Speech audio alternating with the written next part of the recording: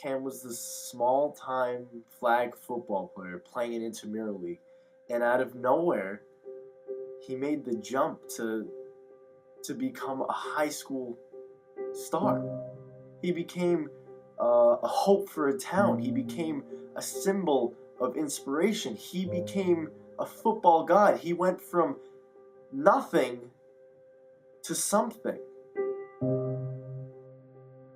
He went from rags to riches.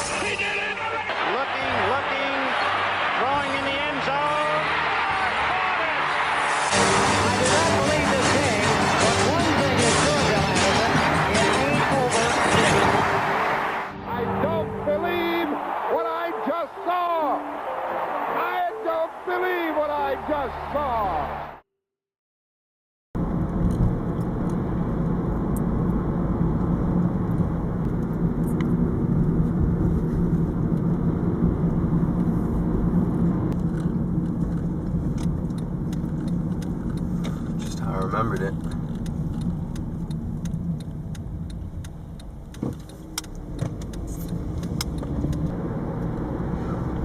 Football games on Friday nights, just be people up on the bridge and just waiting to get in.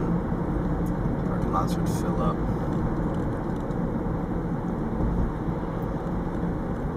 A lot of memories.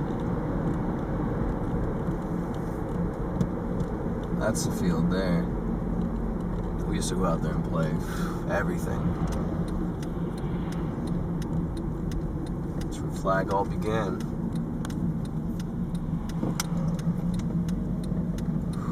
It's a bean field.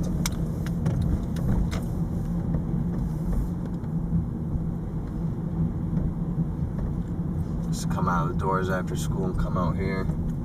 Dick Miller would be setting everything up. We'd get all the cones out, and teams would show up and have games.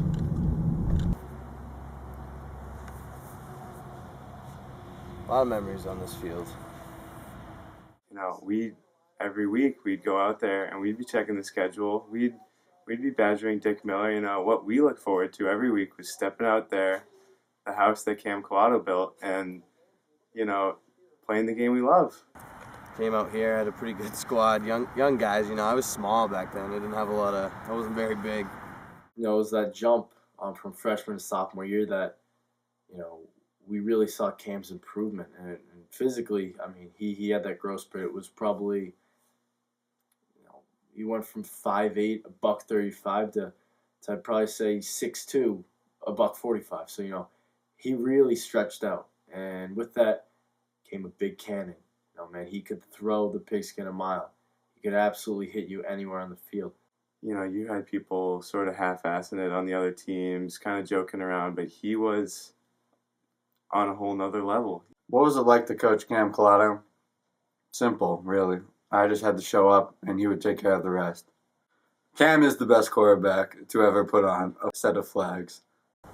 So we came back sophomore year after losing our freshman year, and, you know, we weren't the stepchild anymore. You know, we were the big man on campus. And we ended up playing the senior team in the playoffs, and down by 4 points, less than a touchdown, final play of the game. And I just kind of let one go. And it just had enough, and I couldn't even see him. He disappeared behind my line of sight, and he just kind of dragged it in. And that was it. That's the game. That is football. Junior year, I led my team to our second championship. And at that point, it was kind of like, you know, we were it. And we couldn't be stopped. We were drawing some attention from high school coaches. Beliveau had his eyes on Calato. Landau had his eyes on Calato. Who? Cam Calato. Cam Calato? Yeah. I've been covering this team for a year now. I've never heard of this guy. You know, the whole team could kind of start telling that maybe Cam was he'd outgrown flag football, and it was true. The recruit was Brandon Lent. He showed some skills there on the flag football field, and Bellevue saw an all-state player, and that's what he became. Not this Cam Calato guy. And it would have been very easy to go back for his senior year. Very easy. Could have won 3 championships, and that could have been my legacy. But it wasn't enough for me. And Coach Bellevue gave me that opportunity, I think. When Cam left to do bigger and better things, I understood. Len followed him. It was like Cam was the Hershey bar, and Len was just the Hershey Kiss. There was never any jealousy, you know, because you got to understand when you're a player who plays alongside a great talent such as Cam, he just needs a Robin. We don't need 2 Batmans. So I totally understood my role. You know, I was the guy in the background. I was the guy that just tagged along to join the football team. First time I heard about Cam, I was walking around in the halls, and I heard maybe some talk of this kid coming up through the ranks in flag football, and they're pretty competitive at flag football, I do know, and this kid shows up to practice and didn't really think much of him. We always look at the new kids coming into practice, not playing football, and this cat could play. I'll tell you what, just raw talent. You talk about kids who are just have a nose for the ball and just gritty players. This kid could play anywhere. He was in the secondary, and the quarterback lollipops a pass to his receiver. But, you know, big receiver, 6'3", 6'4" guy. And the receiver goes up to get it. And I'm not exaggerating. Cam went up. He jumped so high. I mean, he got up so high. I think he clipped his foot on the guy's shoulder. I mean, Cam was airborne. Seen the parking lot this empty before. Not on Friday nights, this place would be jam-packed. Tailgating, music, laughter, just the whole town came out to these games, it seemed like. Physically talented as Cam was, it was his mental preparation that gave him the edge. I mean, this guy was a maniac on game day. When I came out for games, when I came down the tunnel, I used to kind of try to see if I can't just get to each paw. I'd come down like this. It'd just be exploding through. When I got to this pole, I'd go around 3 times. And people would count 3, and then I'd be gone.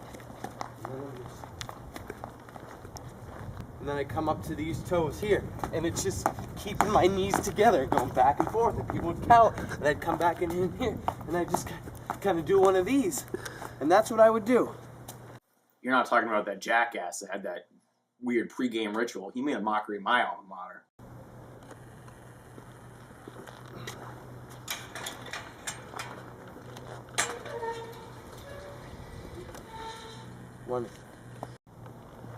I'm home. One thing that people say a lot is hard work beats talent when talent doesn't work hard. And you can just throw that out the window because all this kid had to do was show up.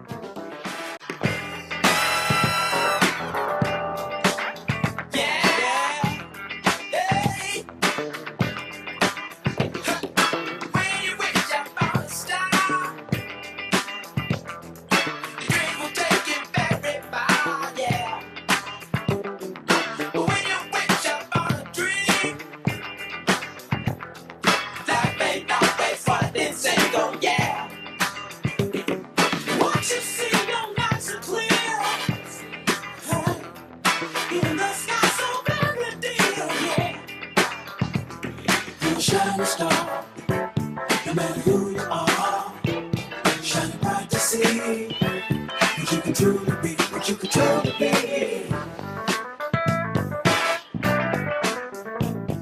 I remember being on the sideline for probably what was the most dominating performance that I've seen at a high school level. It was like he was playing chess. They were playing checkers. It wasn't fair.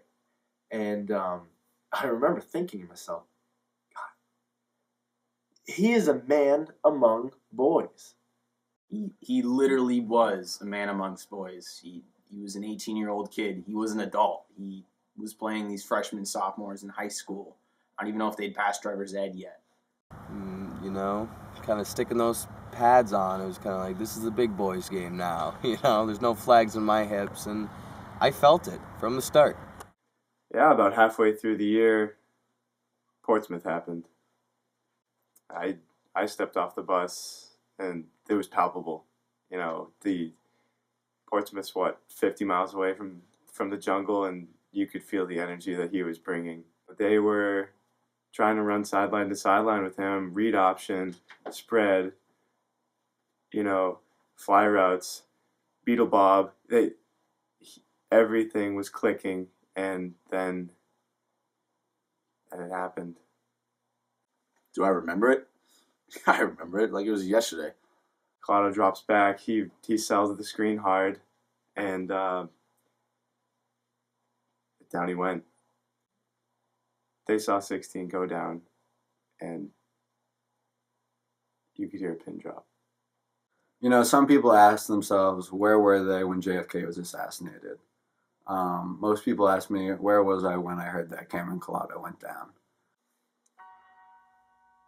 I remember I was with a couple friends.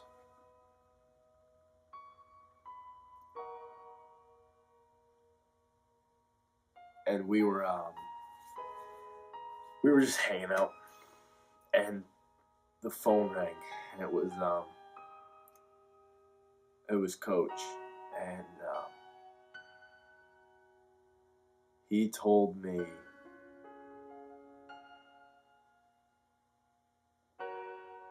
that Cam went down. I picked up the phone, and when I heard what had happened, it was like a shock just went through my body, and I knew what this meant.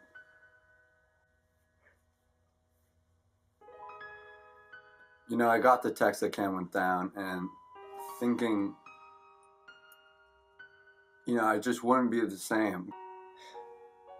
1 second, he's like this larger than life player. He's like this football god. And then he's out, You don't know if he's gonna walk again. You don't know if he's gonna be able to play with his kids.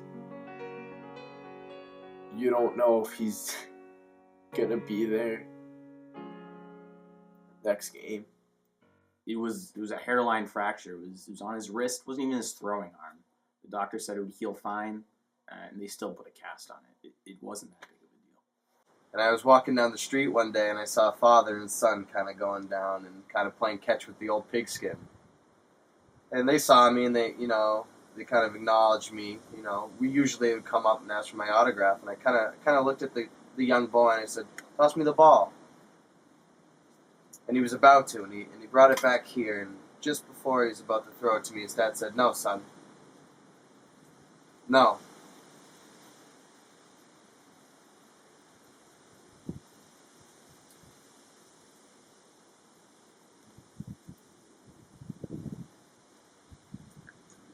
I meant a lot to this town, and they meant a lot to me. To have that ripped away was tough. It was a week after the injury, and we're at practice. Someone yells, "Is that Calato?" What is he talking about? He kind of looked at me. He's kind of like, you might want to hang up the pads for a little bit of time. Let this heal. We turned around, and we see Cam Calato padded up, cast on his arm, ready for work. How is he back? When you see a guy go down like that, you're not expected to ever see him again. And I knew that it wasn't a choice of whether I was going to come back. Because I needed to. The town needed me to. And that's what I remember Calato comes in. The hardest games of the season. We need this more than anything. It's a pretty crucial part against Merrimack Valley. Nobody thought he could suit up again, let alone get on the field. When you see number 16 come walking back on the field, it was utter bewilderment. Unbelievable. That alone would have been enough. But then he takes the snap. Looks right. And he sends this absolute gorgeous ball down the right side. Hits his man in stride. Guy takes it for 80 yards. We win the game. What Cam Calato did that day was he came back from the dead. It was a miracle. Did he throw a touchdown pass when his team was up by 40 against the worst team in the league? Yeah. Am I going to give him a lot of credit for it? No, it wasn't that special. just had such a passion for this game, you know, and when I found out I wasn't going to start, I just said, you know, what do I need to do to get on the field? You know, I'll do anything. I'll hit someone, I'll catch balls, I'll kick a field goal.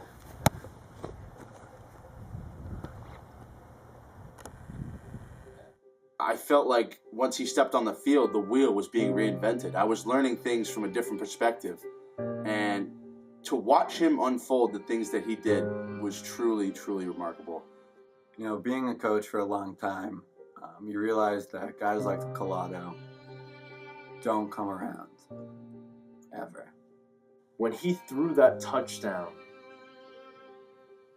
you know, I don't think there was anybody on the team that didn't have in the back of their mind the thought that maybe this guy had more to offer.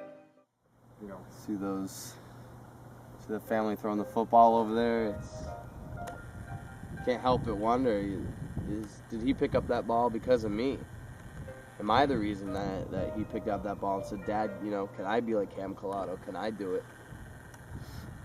You know, this is the jungle. This is what this town is all about on Friday nights. It's the whole town shut down. You couldn't get a slice of pie. You couldn't go to the bank. This is where you came on a Friday night. And to say that I was the center of it was exactly what it was. You know, I didn't get any fancy college scholarship or the scouts. You're not going to see me in stat books or breaking records. You'll find me in the people's hearts of this town. You'll find me in youth leagues with kids who now believe that, yeah, I can do something. I can make a difference. That's where you'll find me.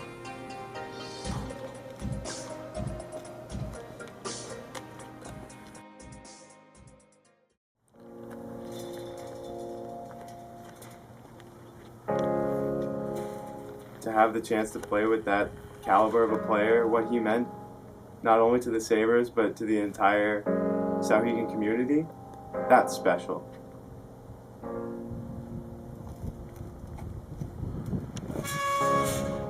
If you never came out, if you never saw him put on the pads, you never saw him lace up, you never got to feel the atmosphere on the field, the greatest show on grass, and if you missed it, forget about it. You never got to see how good Cameron Calato ever was.